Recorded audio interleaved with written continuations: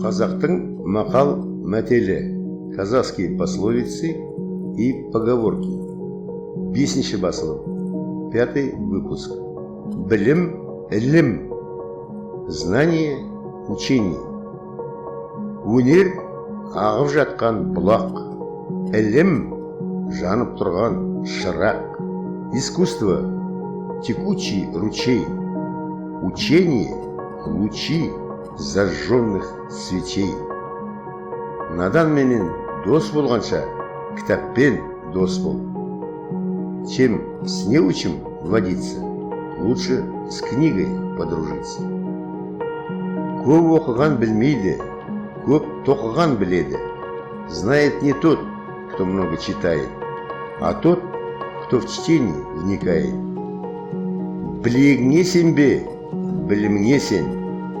Не надейся на силу рук, а надейся на силу наук. Ұстазыңды ұлы әкеңдей сыйла. Уважай учителя, как своего родителя. Кітап ғылым, тілсіз мұғалім. Книга наука, учитель без звука.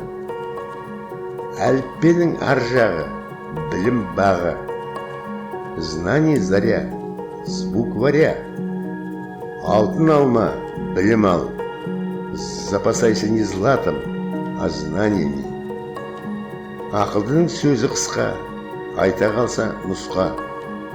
Слово умницы кратко, но в нем и вывод, и загадка. Көп сөйлеген білімде емес, дөп сөйлеген білімде.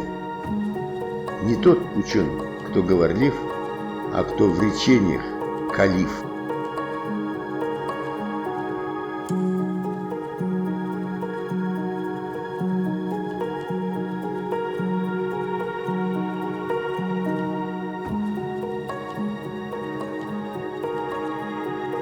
Сценарийдің авторы аударған оқыған Бекет Қарашин.